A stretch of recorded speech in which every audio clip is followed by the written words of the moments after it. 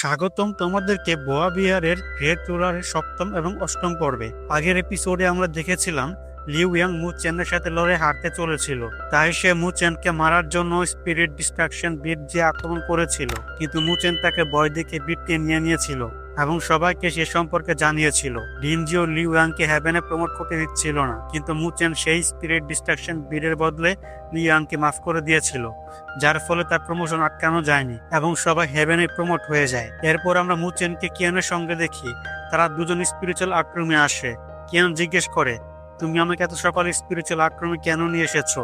মু চেন বলে, 2 মাস আগে আমি মাস্টার মুয়ের সঙ্গে আক্রমের সেকেন্ড ফ্লোরে গিয়েছিলাম এবং সেখানে আমি একটি দারুণ স্পিরিচুয়াল আর্ট দেখেছিলাম। আমি সেই আর্ট প্র্যাকটিস করতে চাইছিলাম, কিন্তু মাস্টার মু বলেছিলেন যে কেবল হ্যাভেনের সিনিয়ররা এই আর্ট নিতে পারে। আমি জানি না কখন আমি সিনিয়র হব, তাই আমি তোমাকে এখানে নিয়ে এসেছি যেন তুমি আমার জন্য আর্টটি নিয়ে নিতে পারো।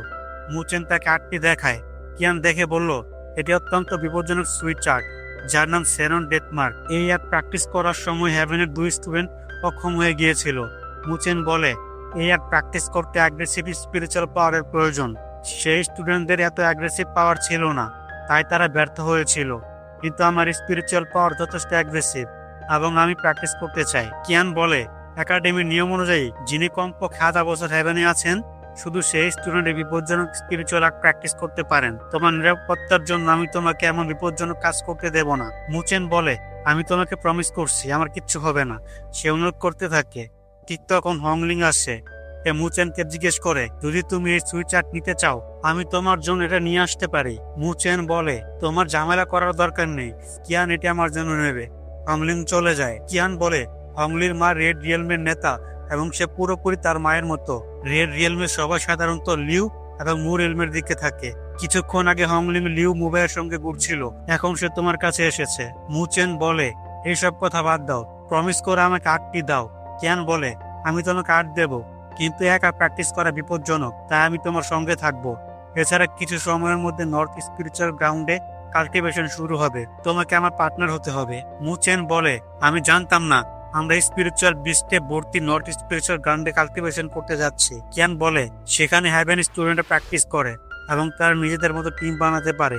শেষে স্পিরিচুয়াল বিস্ট মারার ভিতরে র্যাঙ্ক দেওয়া হয় এবং শীর্ষ 3টি টিম স্পিরিচুয়াল ফোস্টারিং মেডিসিন পায়। মু চেন বলে, স্পিরিট ফোস্টারিং মেডিসিন আমাকে লেটার স্টেজে পৌঁছাতে সাহায্য করবে। কিয়ান বলে, সব স্টুডেন্ট এতে অংশ নেয় এবং প্রতিযোগিতা কঠিন, তাই আমি চাই তুমি আমার পার্টনার হও। মু চেন রাজি হয়। কিয়ান শ্যানন এবং ডেথমার্ক নিতে চলে যায়।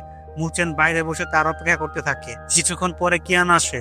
মু চেন তাকে চাইতে থাকে, সে মানা করে। সে বলে, এই আর প্র্যাকটিস করার জন্য আমাদের এমন একটি জায়গা দরকার যেখানে প্রচুর স্পিরিচুয়াল এনার্জি আছে, যেন তুমি নিরাপদ থাকো। আমি জানি এমন একটি জায়গা। কিয়ান মু চেনের হাত ধরে তাকে সঙ্গে নিয়ে যায়। তারা একটি কাল্টিভেশন গ্রাউন্ডে আসে। কিয়ান বলে, এটি নর্থ স্পিরিচুয়াল একাডেমির বিশেষ কাল্টিভেশন গ্রাউন্ড, যার নাম লেভেল 3 কানেক্টিং ফরমেশন। শুধু হ্যাভেন স্টুডেন্টরা এখানে আসতে পারে। অন্যান্য জায়গার তুলনায় এখানে স্পিরিচুয়াল এনার্জি দ্রুত তৈরি হয়। শ্যানন ডেথমার্ক এখানে অ্যাক্টিভ করা সম্ভব। এটা কম বিপজ্জনক হবে কারণ কিয়ান তাকে কোর এরিয়ায় নিয়ে আসে, কারণ সেখানে স্পিরিচুয়াল এনার্জি সবচেয়ে শক্তিশালী এবং কাল্টিভেশনের জন্য সেরা।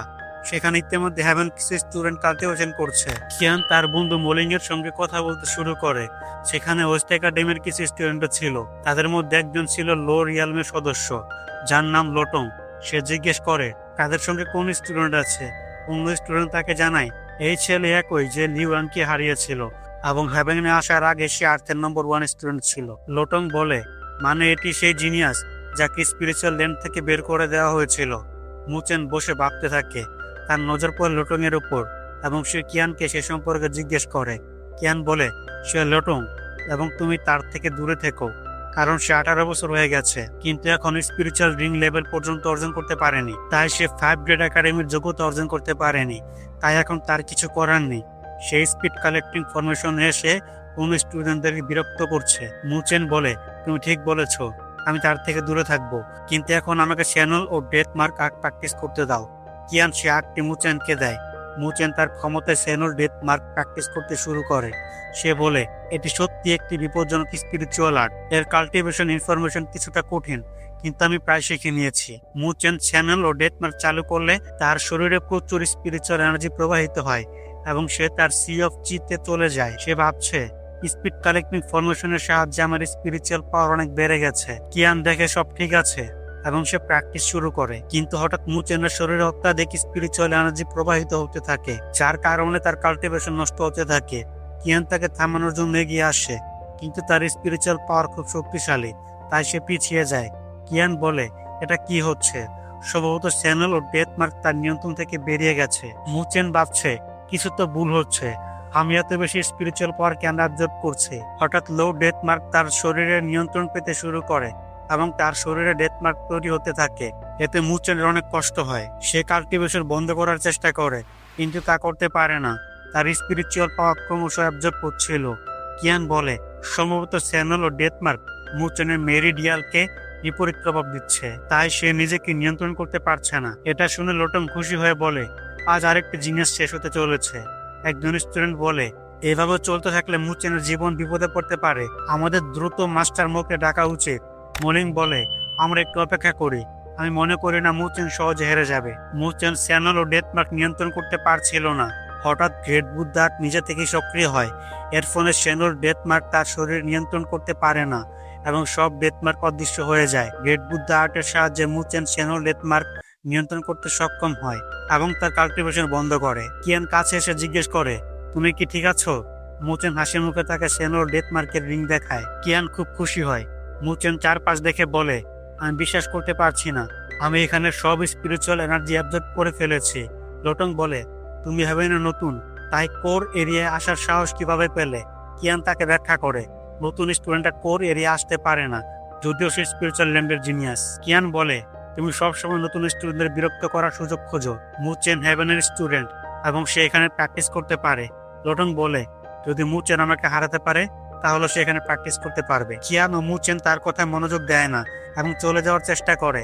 তখন লোটং তাদের সামনে আসে এবং বলে, আমি দেখতে চাই স্পিরিচুয়াল ল্যান্ডের জিনিয়াস কেন একজন মেয়ের পিছনে লেগে থাকে। এতে কিয়ান রেগে তার পাওয়ার অ্যাক্টিভেট করে। লোটং বলে, আমি মেয়েদের সঙ্গে লড়াই করি না, আমি জিনিয়াসের সঙ্গে লড়াই করতে চাই।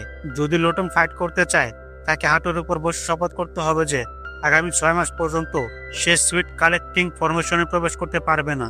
এ কথা শুনে কিয়ান রেগে তার পাওয়ার অ্যাক্টিভেট করে এবং লোটেনের উপর আক্রমণ করতে চায়, কিন্তু মুচেন তার হাত ধরে বলে, যদি আমি এখন তাকে শিক্ষা না দেই সে সব সময় আমাকে বিরক্ত করবে, তাই তুমি কিছু করো না। মুচেন লোটেনকে বলে, আমি ঠিক এখন এক স্পিরিচুয়াল আর্টকে কাল্টিভেট করেছি, আমি কি এর পাওয়ার তোমার উপর পরীক্ষা করতে পারি? লোটেন এর জন্য প্রস্তুত হয়ে যায়। কিয়ান মুচেনকে বলে, তুমি কি করছো? সেই স্পিরিচুয়াল মুভমেন্ট লেভেল লেটার স্টেজে আছে এবং তুমি আরো চ্যানেল ও ডেথ মার্কেট ব্যাকফায়ার কন্ট্রোল করেছো। আমি মনে করি না এই অবস্থায় তুমি তাকে হারাতে পারবে। মুচেন তাকে বলে, চিন্তা করো না, আমি এটি সামলাবো। এটা শুনে অন্যান্য স্টুডেন্টরা বলে, মুচেন অনেক বোকা যে লোটং এর চ্যালেঞ্জ গ্রহণ করেছে, এখন সে তাকে ছাড়বে না। মলিং বলে, এবার বুঝতে পারছি মুচেন কিভাবে স্পিরিচুয়াল ল্যান্ডের জন্য সিলেক্ট হয়েছিল, সে সত্যি খুব সাহসী। লোটং তার পাওয়ার সক্রিয় করে এবং আক্রমণ করতে আসে, কিন্তু মুচেন তার আক্রমণ রোধ করে, ফলে দুজন দূরে সরে যায়। লোটং আবার আক্রমণ করতে আসে, কিন্তু মুচেন এক পাঞ্চ মেরে তাকে দূরে সরিয়ে দেয়। দুজন ক্লোজ কম্বাটে লড়াই করতে শুরু করে এবং এক আক্রমণের কারণে আবার দূরে সরে যায়। লোটং বলে, তুমি ভালোই লড়াই করছো, কিন্তু আমরা একই লেভেলের নেই, তাই তুমি আমার সঙ্গে প্রতিযোগিতা করতে পারবে না, আমি সহজে তোমাকে হারাবো। সে তার ডাল শর্ট আর্ট সক্রিয় করে। কিয়ান মুচেনকে সতর্ক করে, সাবধান হও, এটি রিয়েলমের বিশেষ স্পিরিচুয়াল আর্ট। এ কথা শুনে মুচেন তার চ্যানেল ও ডেথ মার্ক সক্রিয় করে, তারা একে অপরের উপর আক্রমণ করে, কিন্তু মুচেনের আক্রমণ শক্তিশালী হওয়ায় লোটং এর ডাল শার্ট ভেঙে যায় এবং সে দূরে সরে যায়। এটা দেখে কিয়ান এবং অন্যান্য স্টুডেন্টরা খুব খুশি হয়। তারা বলে, এই পাওয়ারের সঙ্গে মুচেন লি মোবাইয়ের সঙ্গে লড়াই করতে পারবে। ভবিষ্যতে যখন মুচেন ফ্যাটবেট একাডেমিতে অন্যদের সঙ্গে প্রতিযোগিতা করবে তা দেখার মজা হবে। মুচেন ভাবছে, চ্যানেল ডেথ মার্ক মোটাল ক্যাটাগরিতে টপ লেভেলের স্পিরিচুয়াল আর্ট এবং এতে অনেক স্পিরিচুয়াল পাওয়ার লাগে। মলিন মুচেনের কাছে আসে এবং তার প্রশংসা করে। এরপর তাকে নর্থ স্পিরিচুয়াল গ্রাউন্ডে কাল্টিভেশনের জন্য পার্টনার হতে বলে। মুচেন বলে, আমি ইতিমধ্যে কিয়ানের পার্টনার। মলিং তাকে পার্টনার হতে আবার প্রস্তাব দেয়, কিন্তু কিয়ান বলে, মুচেন আমার পার্টনার, তাই তাকে বিরক্ত করো না। মাস্টার মু সবকিছু দেখছিলেন, তার কাছে সেনল ডেথ মার্ক ছিল, কিন্তু তার কাছে 2টি ডেথ মার্ক রিং ছিল। এটা দেখে তিনি কিছুটা চিন্তা করতে শুরু করেন। এই ঘটনাচক্রের সঙ্গে এই এপিসোড শেষ হয়। যদি আপনাদের ভিডিওটি ভালো লেগে থাকে তাহলে ভিডিওটি লাইক করতে ভুলবেন না এবং চ্যানেলটি সাবস্ক্রাইব করুন। পরের ভিডিওতে দেখা হবে। ধন্যবাদ।